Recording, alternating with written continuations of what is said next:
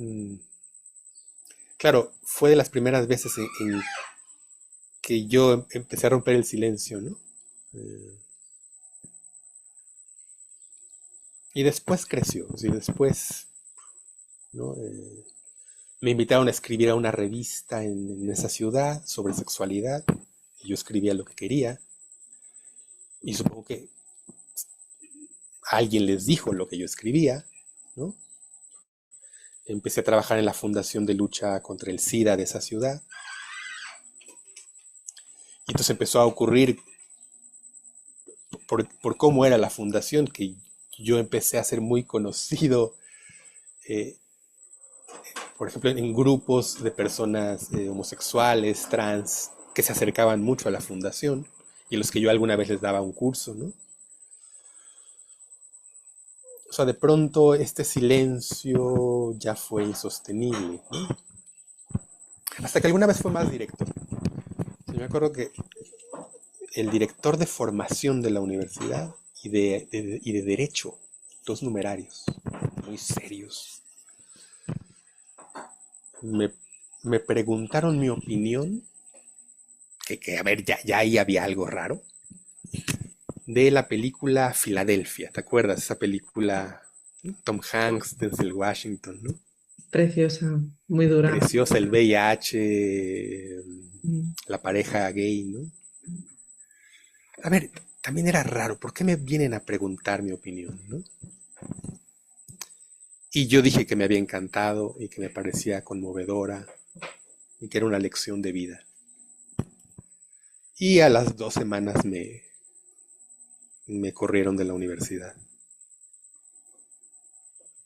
Un tiempo yo me lamenté de que me quitaran, ¿no? Ah, ¿por qué me quitan? ¿Y ahora qué?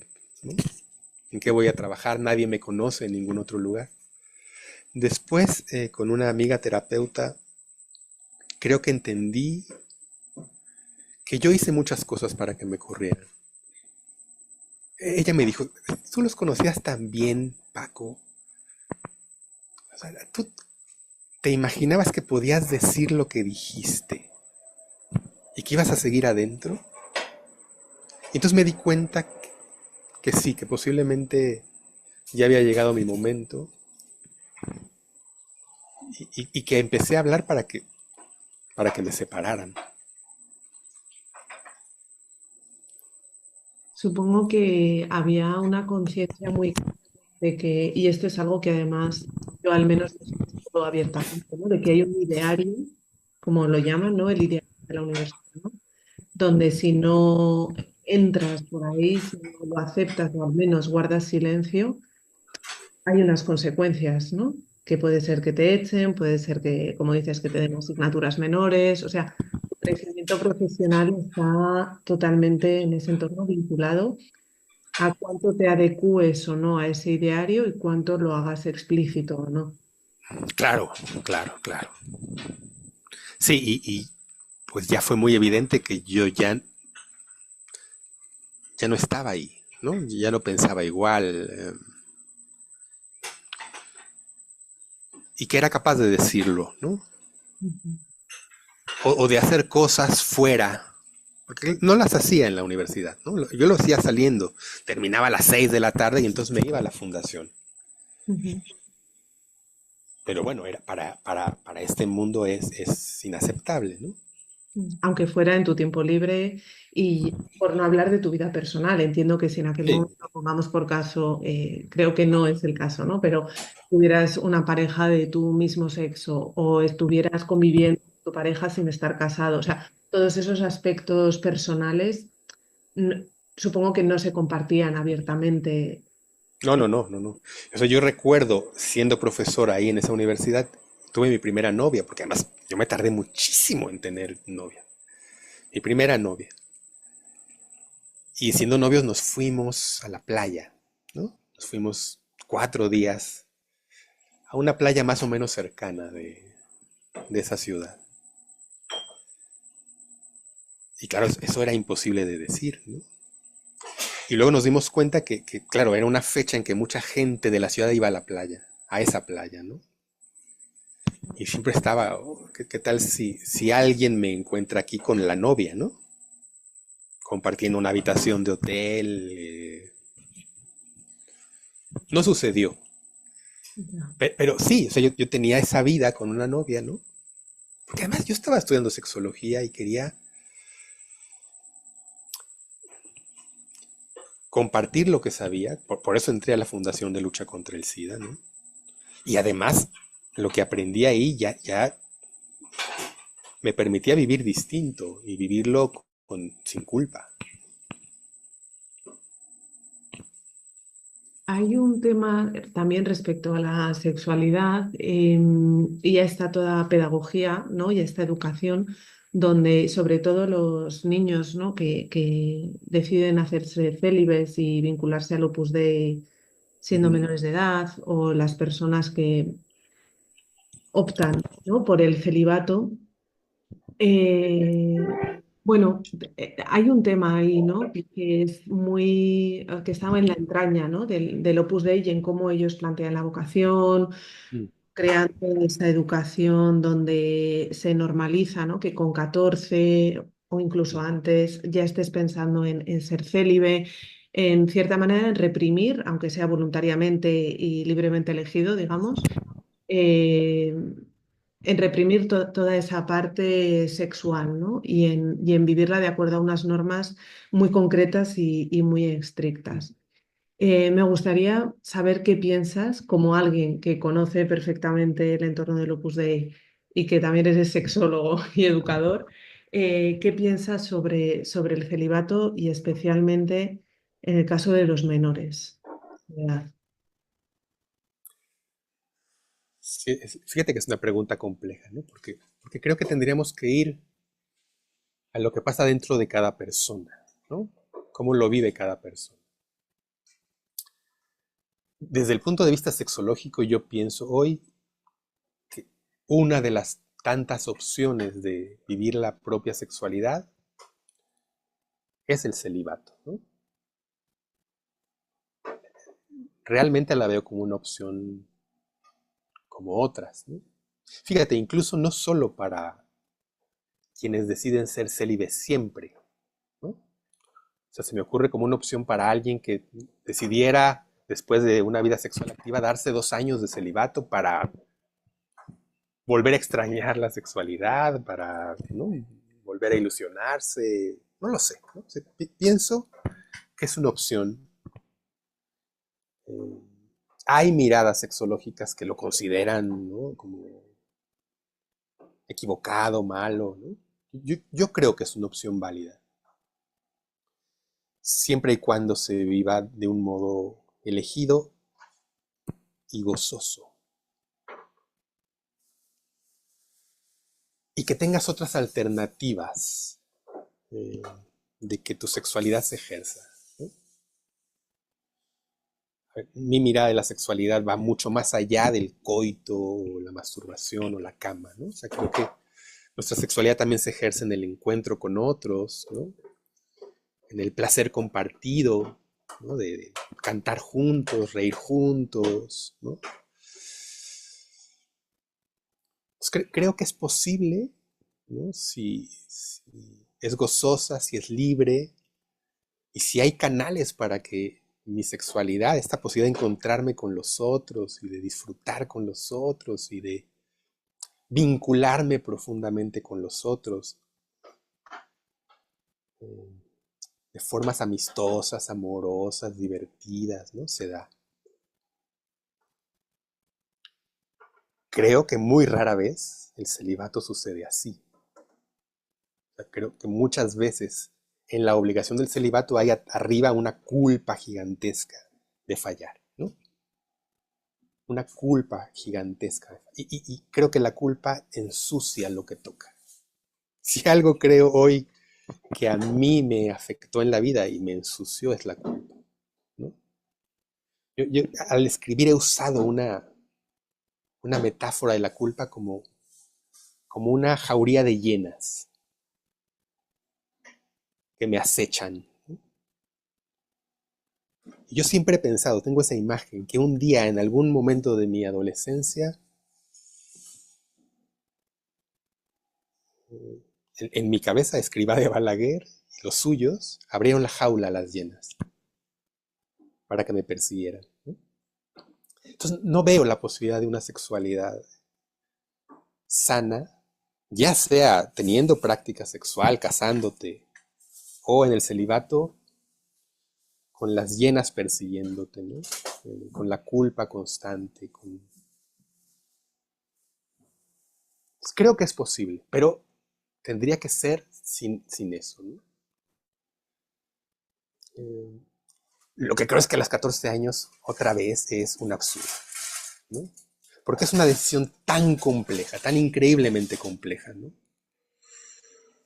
Que creo que solo la puedes tomar desde la conciencia de a qué renuncias. O sea, ¿cómo puedes renunciar a algo sin saber a qué renuncias? Eso no es una verdadera renuncia, ¿no? O sea, desde la absoluta ignorancia no es una verdadera renuncia.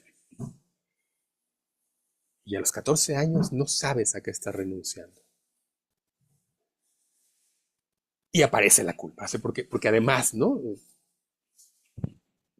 Cualquier desviación a lo que debe ser será visto con la culpa tal y como la enseñan, ¿eh?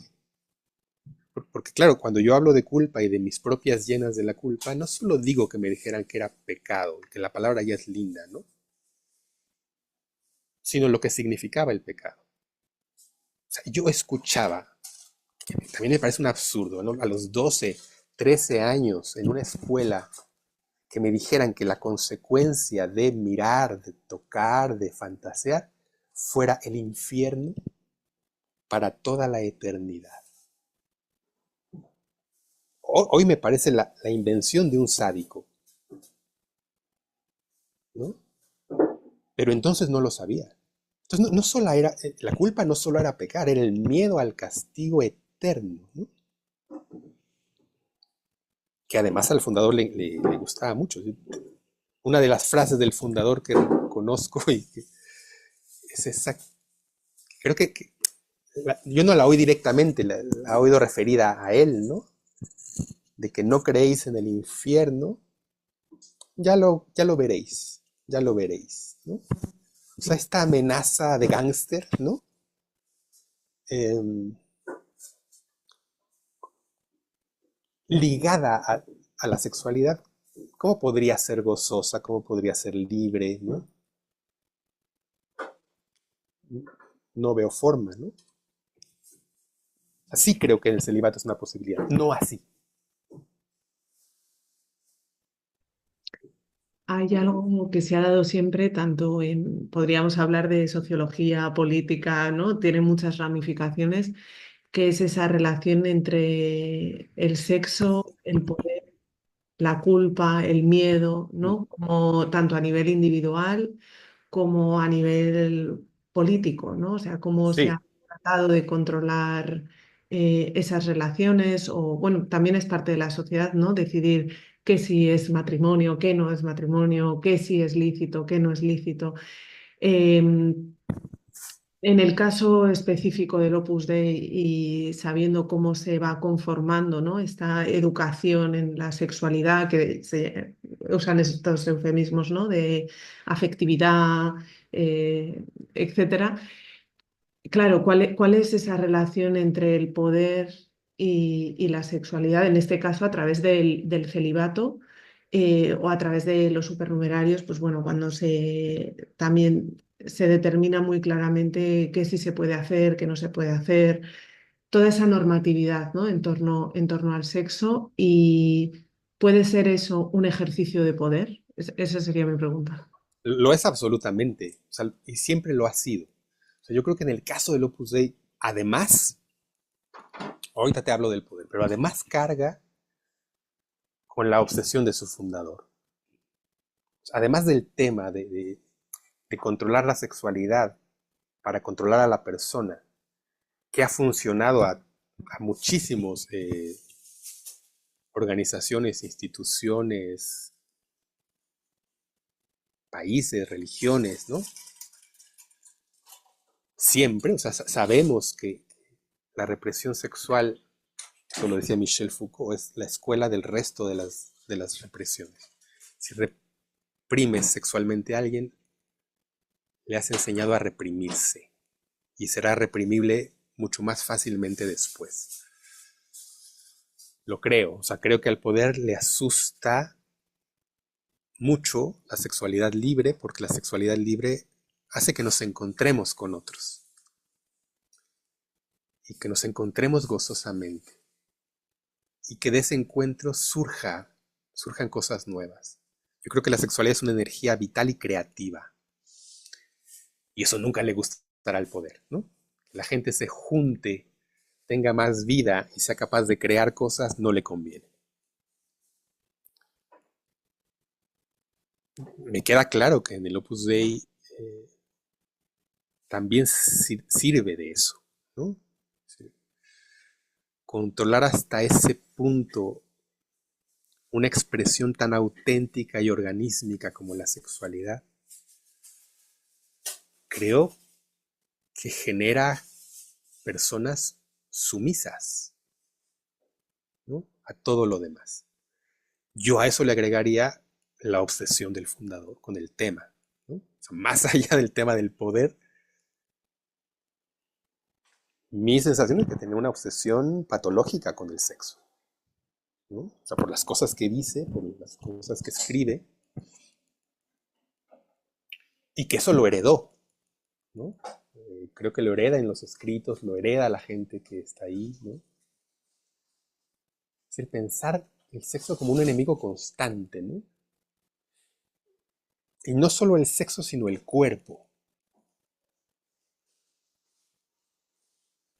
Estas frases, ¿no? Contra el cuerpo, de ver al cuerpo como un enemigo al que hay que someter, al que hay que derrotar, incluso a través del dolor, ¿no? Eh, Me parece, alguna vez te decía eso, ¿no? Como esta frase sobre el cuerpo como enemigo, que para mí se complementa con la frase de el corazón es un traidor y hay que tenerlo bajo siete cerrojos, ¿no?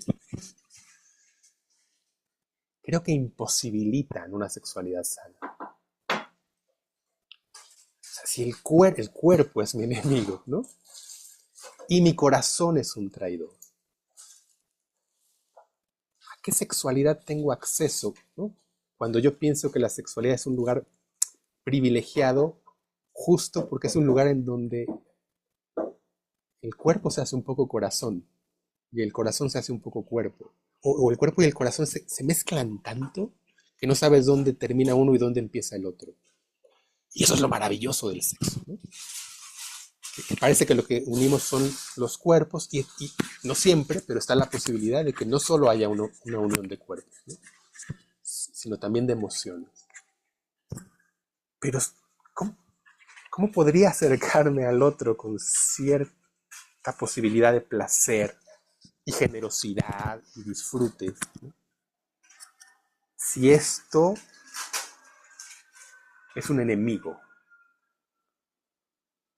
y el corazón un traidor del que hay que sospechar siempre. Ahí creo que el ejercicio del poder que de por sí se da en cualquier organización totalitaria y represora, la lleva a un lugar más profundo. También Michel Foucault habló de eso, ¿no? Decía que el gran triunfo del poder fue instalar la prohibición, la represión, ya no afuera, en las reglas, sino en el propio cuerpo. Pero cuando ya no hace falta que alguien me diga que eso está mal, sino que mi cuerpo mismo se anestesia, mi cuerpo mismo se rigidiza, mi cuerpo mismo se cierra. Es el gran triunfo del poder, ¿no? Y esas frases me parecen el ejemplo claro de lo que decía Foucault, de la biopolítica, ¿no? De la política vuelta a cuerpo. Gravísimo.